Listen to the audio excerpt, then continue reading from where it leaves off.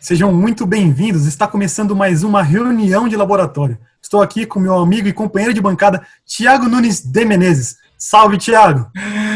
As coisas invertidas a gente acaba errando, né? Salve Marcinho, salve amigos da reunião de laboratório. Eu já começo dizendo que eu estou muito feliz depois que eu descobri que temos uma audiência de peso no canal, a doutora Denise Garrett, lá, pescadora brasileira, e hoje trabalha já há muitos anos nos Estados Unidos. Fui dormir feliz ontem, Marcinho.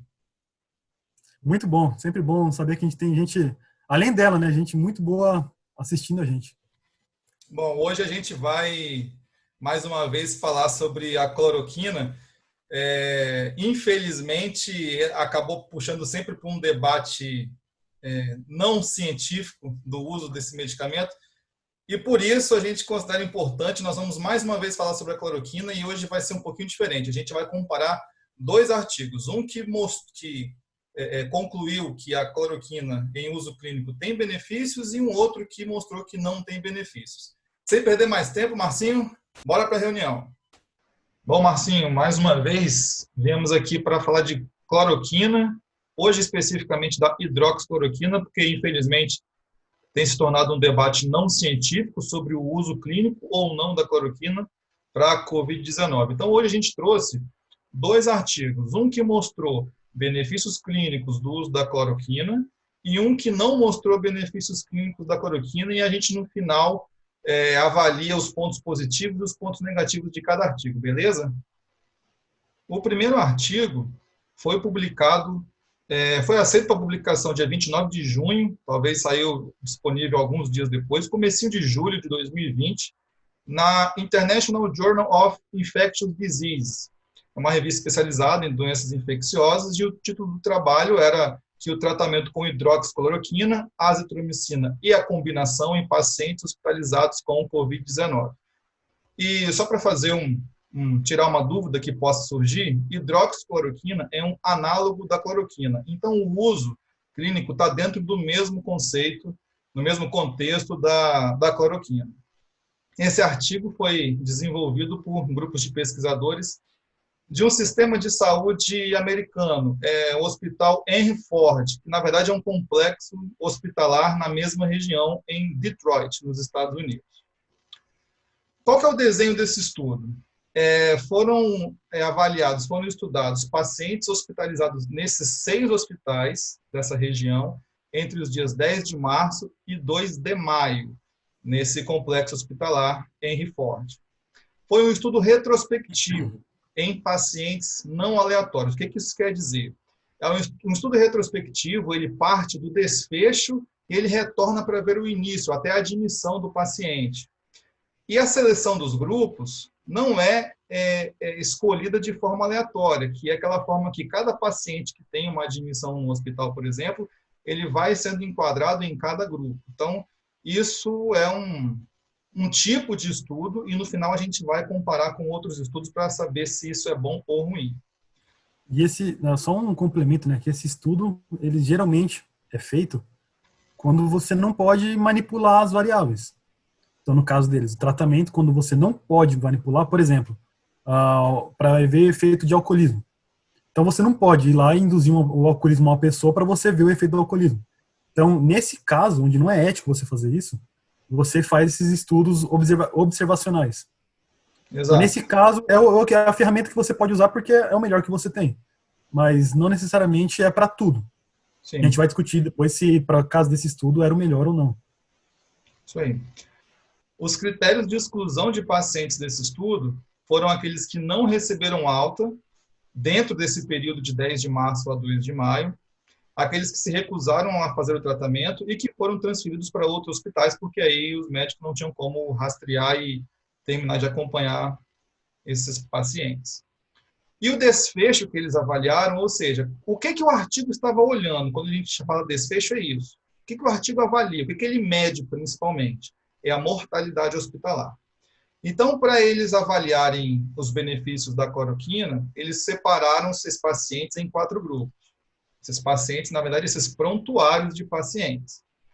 Os pacientes que foram tratados com o tratamento, o protocolo padrão do hospital, que consistia no uso de um corticosteroide, que é um anti-inflamatório, também conhecido como corticoide, e um imunobiológico, tocilizumab. Então, esse era o protocolo padrão de todos os hospitais para pacientes com suspeita e aqueles que foram confirmados com Covid-19. Um grupo que recebeu esse tratamento padrão mais hidroxicloroquina, um outro grupo que recebeu o tratamento padrão mais azitromicina, um terceiro grupo, um quarto grupo que recebeu o tratamento padrão mais a combinação de hidroxicloroquina e azitromicina.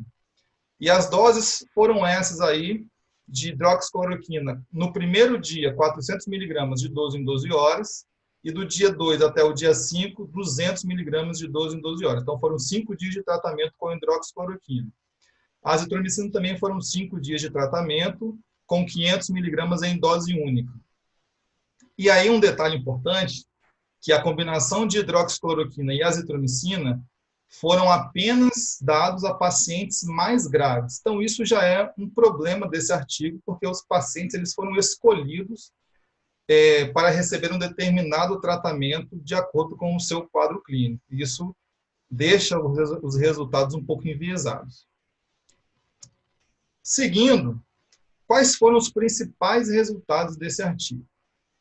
Eles avaliaram um total de 2.541 prontuários, que eram, né, obviamente, de pacientes. E aí, qual é a distribuição entre os grupos? O tratamento padrão, que seria o grupo controle desse estudo, tinha 409 pacientes. O grupo hidroxicloroquina, 1.202, azitromicina, 147, e a combinação de cloroquina e azitromicina, 783. Os grupos não são muito homogêneos. Isso me diz uma coisa. Não houve cálculo amostral. Isso é um ponto importante para qualquer trabalho. Como foi um estudo retrospectivo, eles foram avaliando todos os protocolos, todos os prontuários. Então, não houve um cálculo da amostra, e isso pode também trazer um resultado não confiável, porque você tem um grupo, por exemplo, da hidroxicloroquina, 3 vezes maior do que o seu controle. E o desfecho que eles avaliaram, que é o óbito hospitalar, que ali eu traduzi como mortalidade, vejam que no tratamento padrão do hospital, 26,4% dos pacientes vieram a óbito, enquanto que no grupo hidroxicloroquina, 13,5%. É praticamente metade do grupo controle. E isso é uma informação muito animadora. O grupo azitromicina teve 22,4% de mortalidade e a combinação das duas drogas, 20,1% de mortalidade. Isso realmente traz uma informação animadora. Se você imaginar que a hidroxicloroquina reduziu pela metade a mortalidade em relação ao grupo controle. Só que aí, a minha interpretação desses resultados é o seguinte: os autores, inclusive, falam muito pouco disso no trabalho.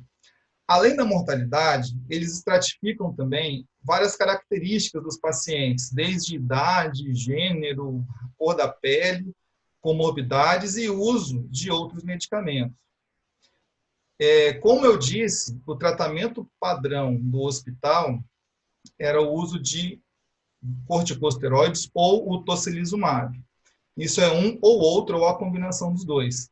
E ele coloca na tabela, no artigo, na última linha, que 78% dos pacientes do grupo hidroxicloroquina receberam uso de corticosteroides. E se a gente comparar com o grupo azitromicina e o grupo controle, isso é mais do que o dobro de pacientes do grupo hidroxicloroquina que receberam também corticosteroides. E aí eu vou deixar o link aqui do vídeo que a gente já fez sobre a dexametasona e COVID, mostrando que corticosteroides têm um efeito muito importante no tratamento da COVID-19.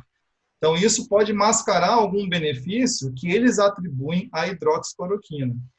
E se a gente também imaginar que rapidinho, Marcinho, que a combinação da cloroquina com a azitromicina, que teve a segunda menor taxa de mortalidade, também teve um uso muito grande de corticosteroides. Seu comentário, Marcinho. Tiago, se você for olhar, também tem alguns outros problemas, né? Além do corticosteroide, que é mais que o dobro, isso já é per se já é um problema. Então, o benefício você pode olhar e pensar, tá, será que é por conta da intervenção que ele sugeriu, então da hidroxicloroquina com a azitromicina, ou será que é por conta do corticosteroide? Inclusive, saiu um clinical trial daquele grupo que a gente já comentou também, do Recovery, que é um estudo grande com 11 mil pessoas. E eles viram que em pacientes severo, com doença mais severa, o uso da dexametasona, que é um dos corticosteroides, reduzindo até 1/3 a mortalidade desses pacientes.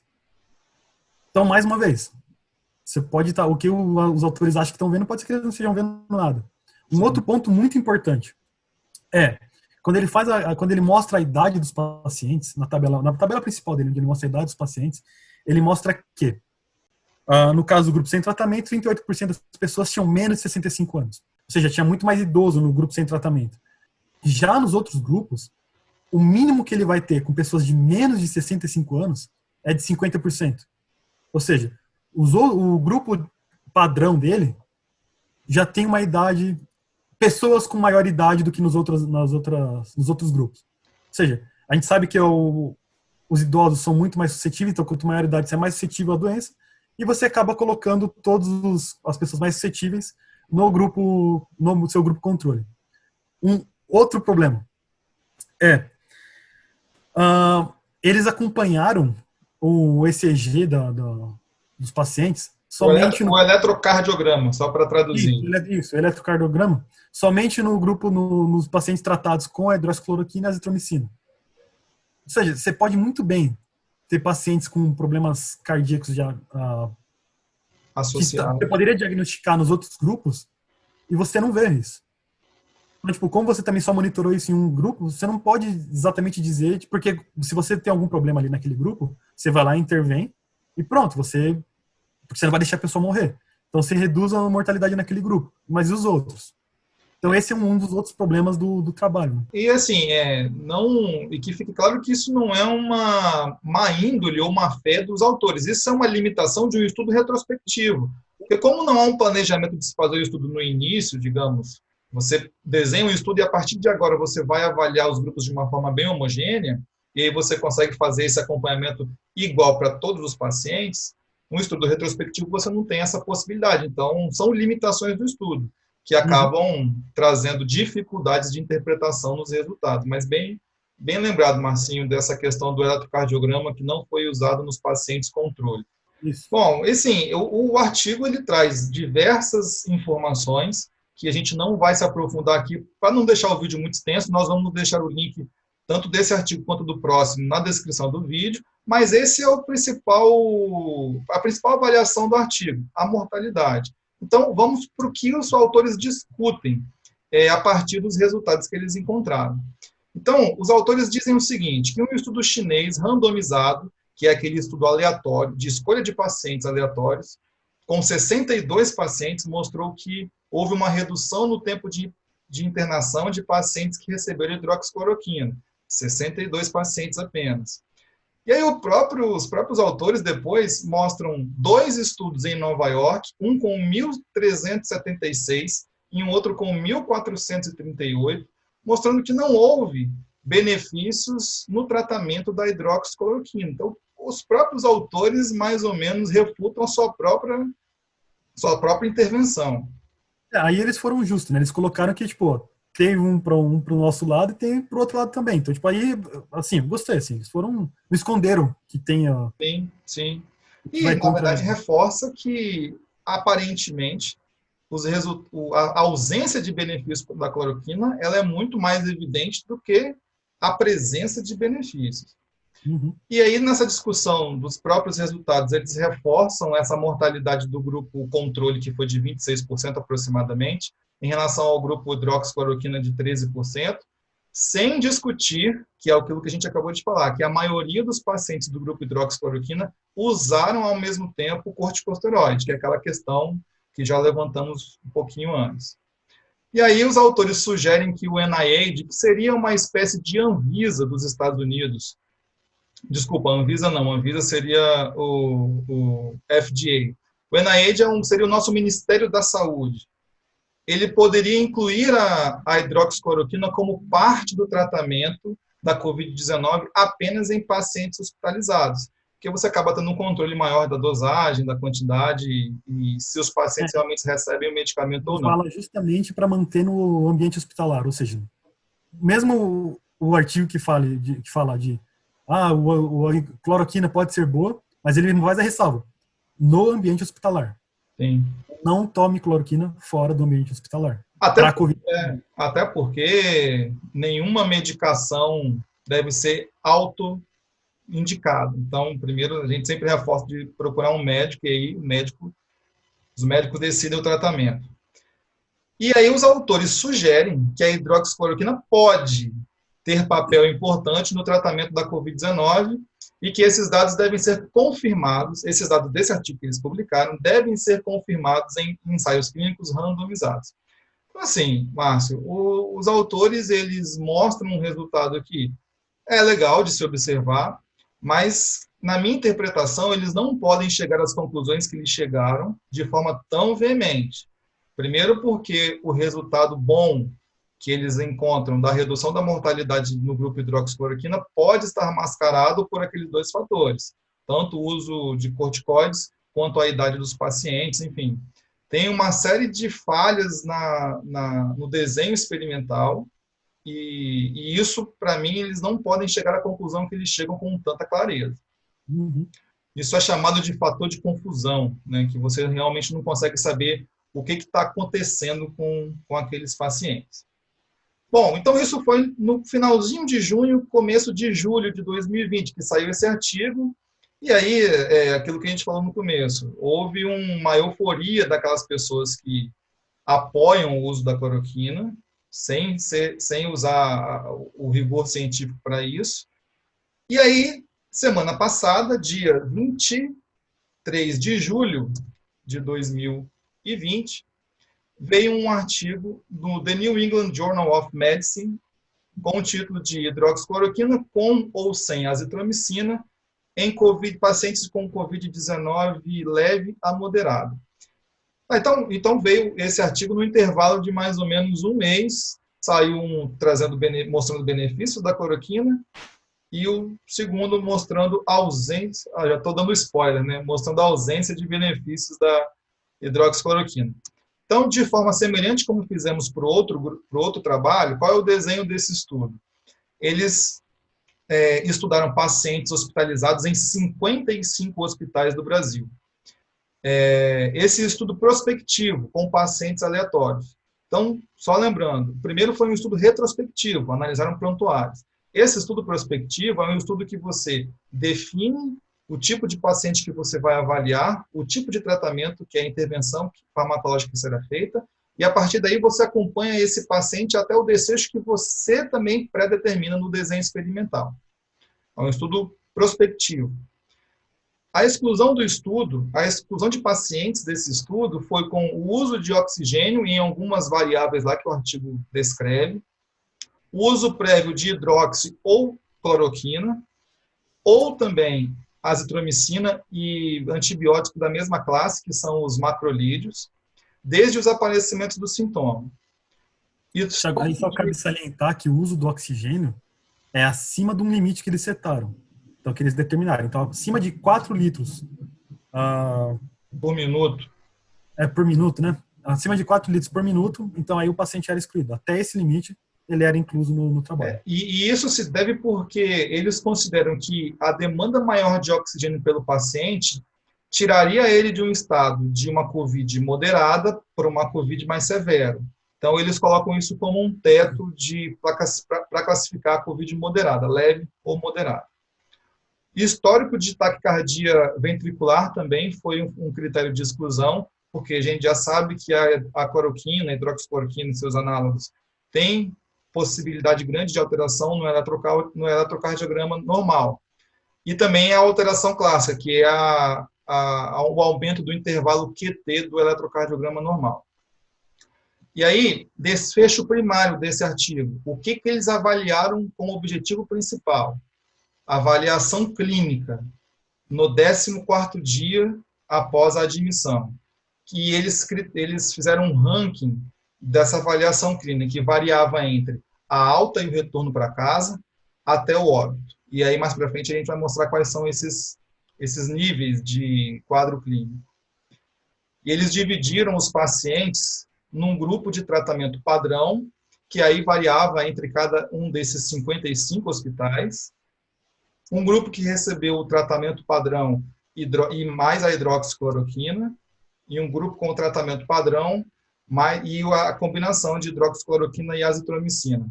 A dosagem da hidroxicloroquina é um pouquinho diferente do artigo anterior.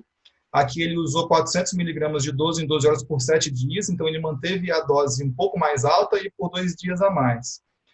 E a azitromicina é a mesma dose do artigo anterior, 500 miligramas uma vez ao dia, só que no artigo anterior ele usou por 5 dias, e nesse artigo os autores trataram os pacientes por 7 dias.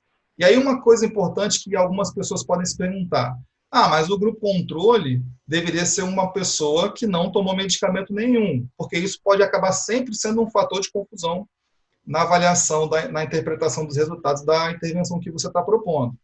Só que aí isso não seria ético você deixar um paciente doente sem receber nenhum tipo de intervenção medicamentosa ou uso de oxigênio, enfim, isso não tem, num bom português, isso não tem o menor cabimento.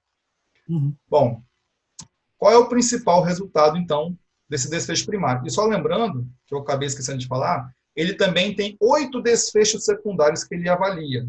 Só que a gente não vai entrar nesse detalhe, porque aí acaba ficando muito longo e, como eu disse, o link está na descrição do vídeo.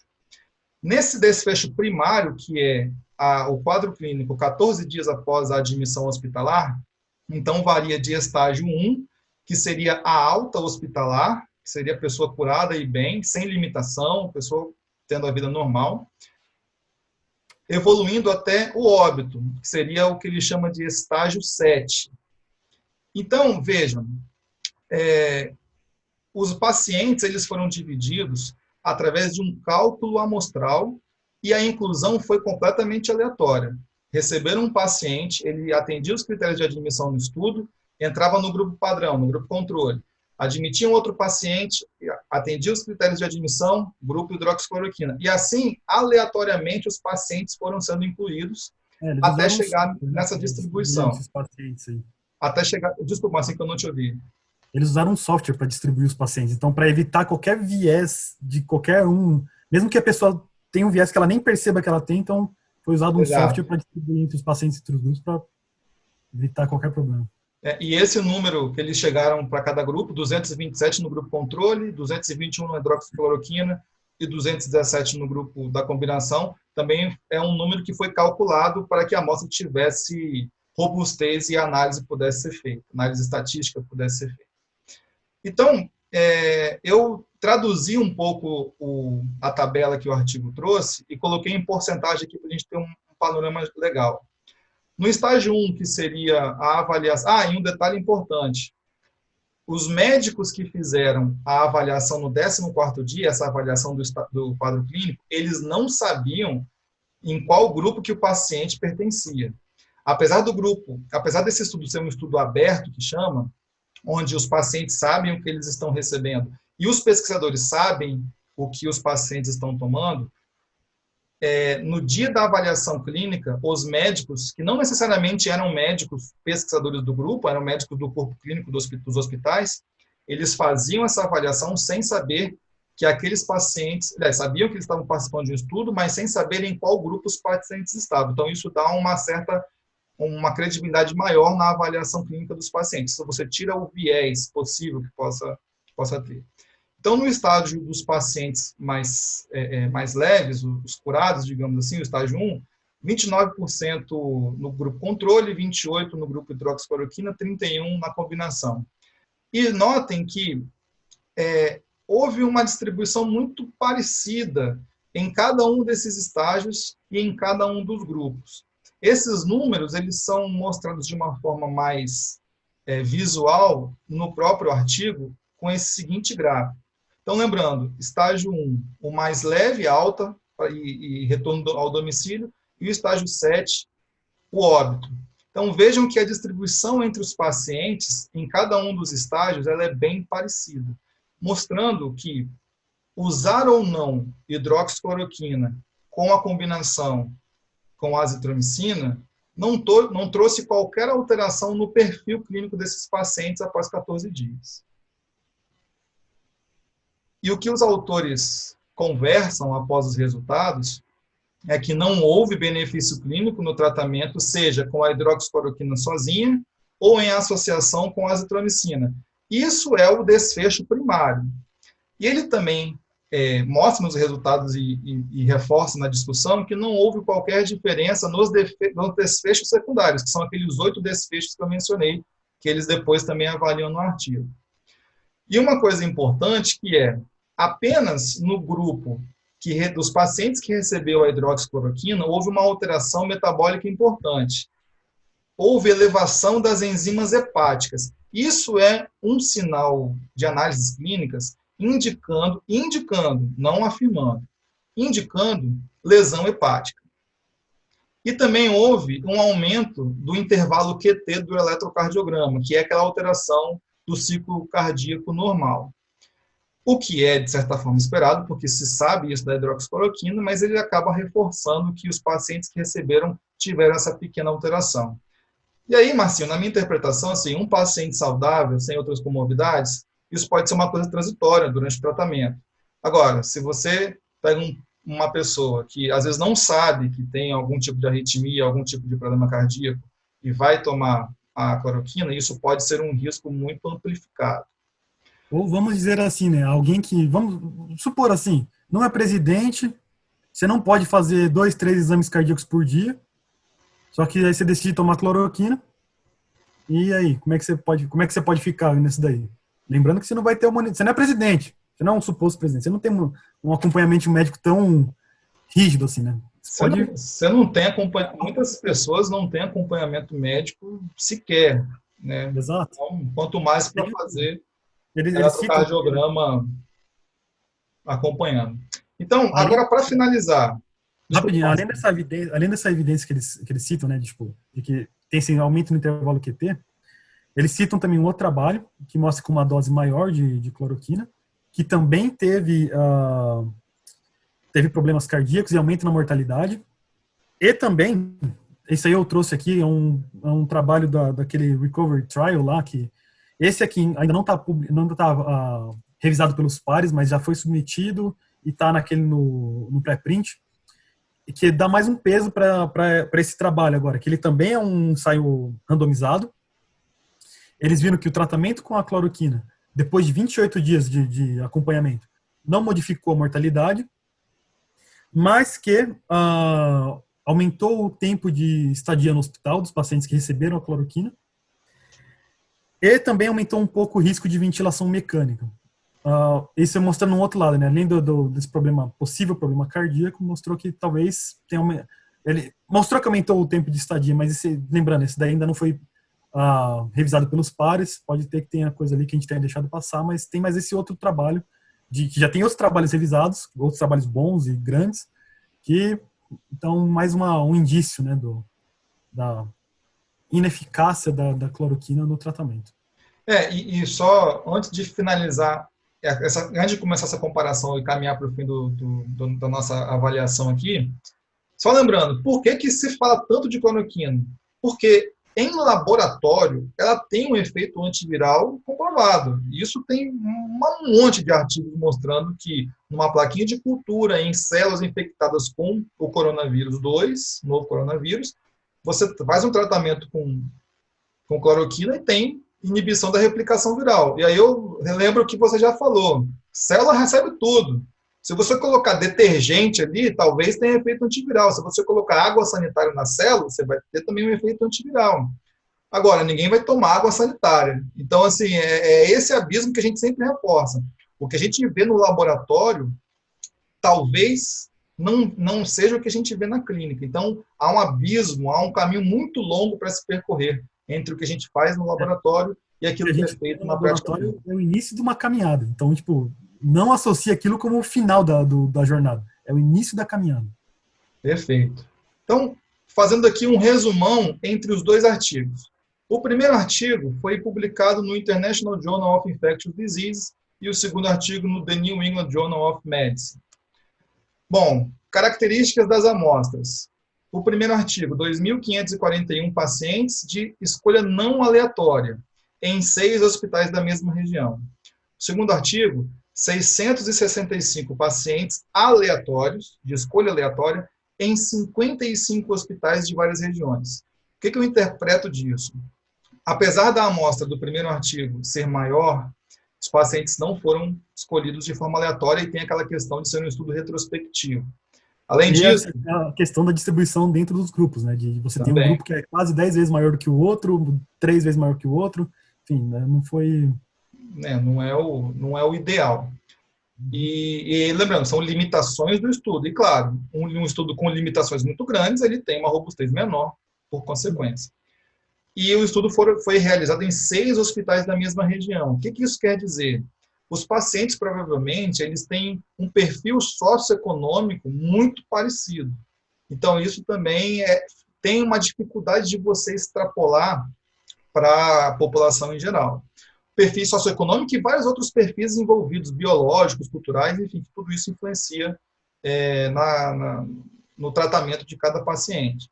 E aí, o segundo artigo, foram 55 hospitais aqui do Brasil, de várias regiões. Isso acaba conferindo uma heterogeneidade, essa palavra é difícil, hein? Uma heterogeneidade maior aos pacientes, e quando você encontra diferenças, isso acaba também trazendo uma robustez melhor. O desfecho do primeiro artigo foi o óbito, e isso variava em relação ao tempo, porque o paciente poderia ter um tempo de tratamento muito maior até falecer ou não.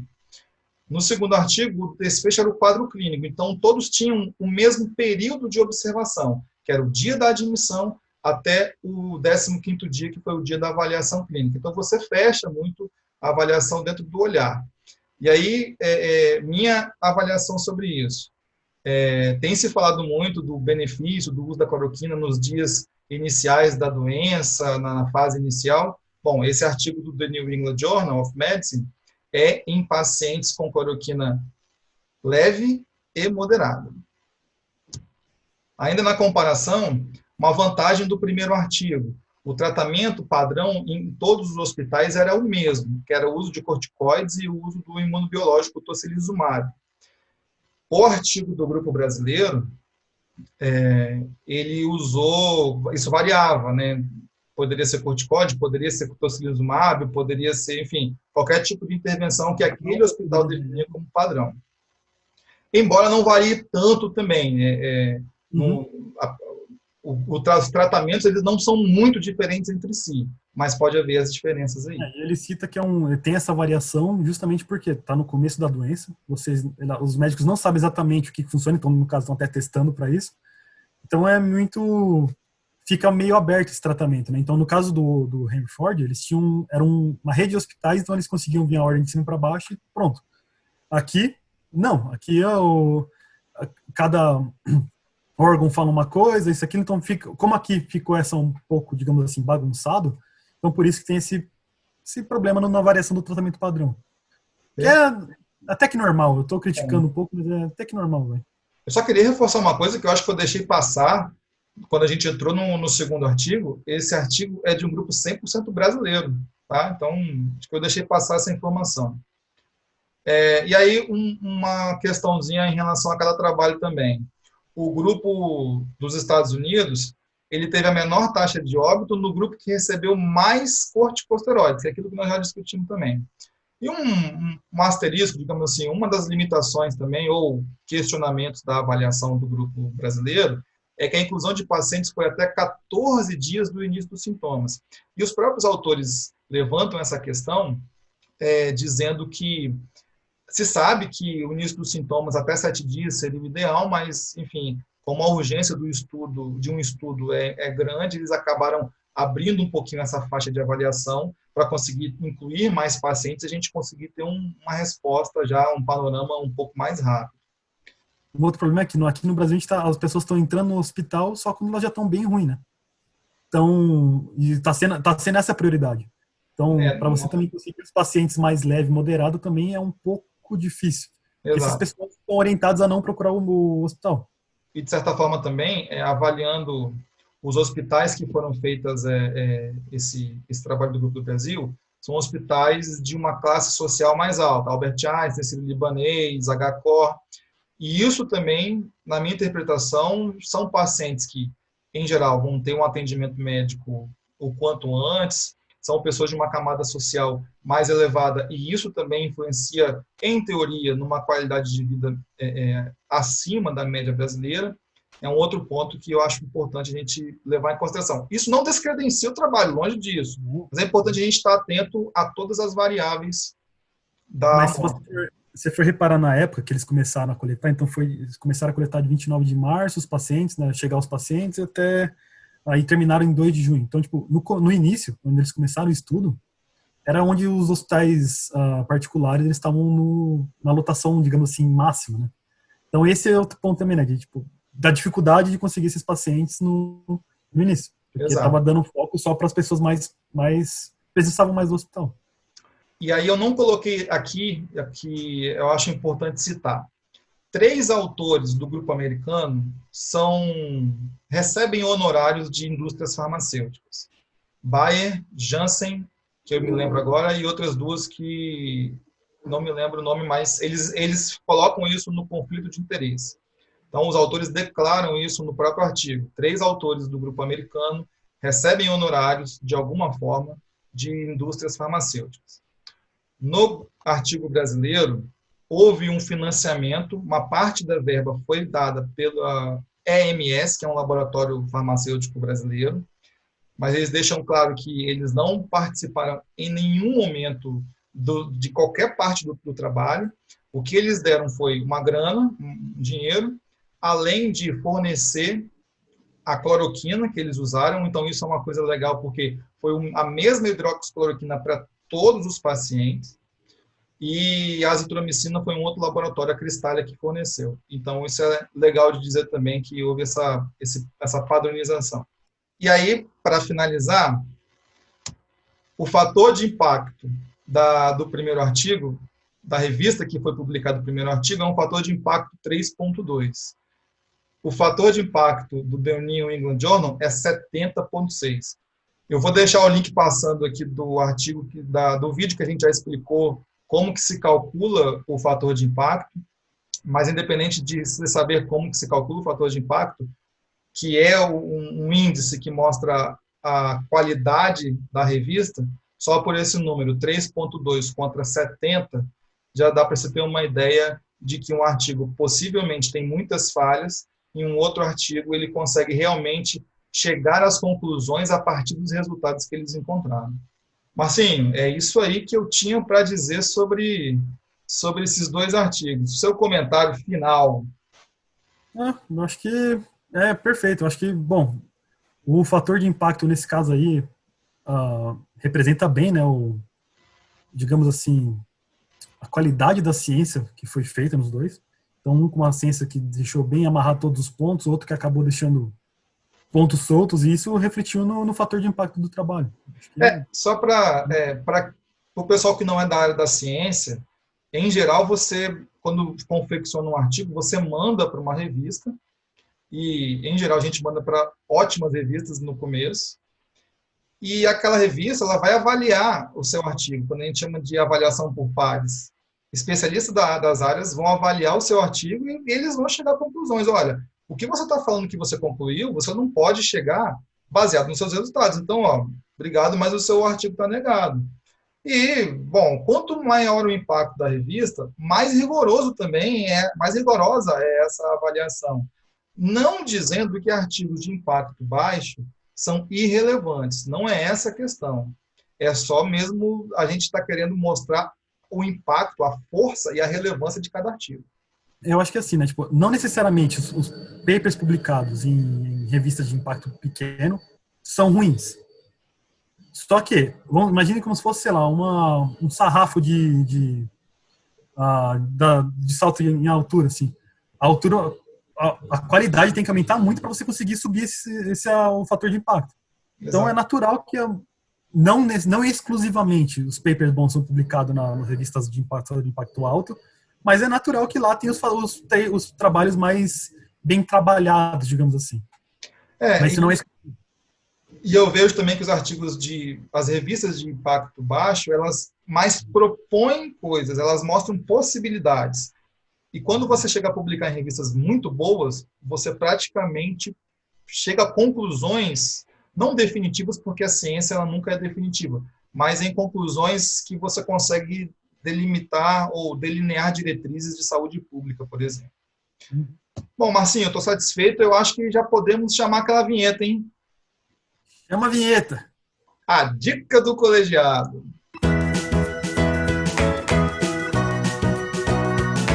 Marcinho, eu vou começar hoje com... Eu tinha uma, mas agora eu tenho duas dicas do colegiado. Bom, a primeira, depois de saber que a nossa querida Denise Garrett é inscrita no nosso canal, eu vou recomendar que os colegas aí a sigam nas redes sociais, principalmente o Twitter. A Denise é uma pesquisadora brasileira, ela trabalha já há muitos anos nos Estados Unidos, ela é epidemiologista e ela sempre publica excelentes informações no Twitter dela, mostrando link de artigo, link de informação. Então, é um ótimo canal que ela criou no próprio perfil para informar as pessoas sobre imunidade de rebanho, avanço das vacinas, enfim. Eu vou deixar aqui o perfil dela aparecendo. E a minha segunda dica do colegiado é o seriado que está disponível na Globoplay, Marielle. Por coincidência, essa semana ela completaria mais um ano de vida, e eu acho muito legal quem puder assistir, para a gente ter uma real noção do que pode ter envolvido na morte dela, e que, na minha opinião, não é apenas mais uma morte, como muita gente quer dizer, por que ninguém pergunta por que o João aqui da esquina morreu? O assassinato dela tem muitos outros componentes que a nossa sociedade tem interesse em saber. Então fica aí, Marielle. A sua, Marcinho?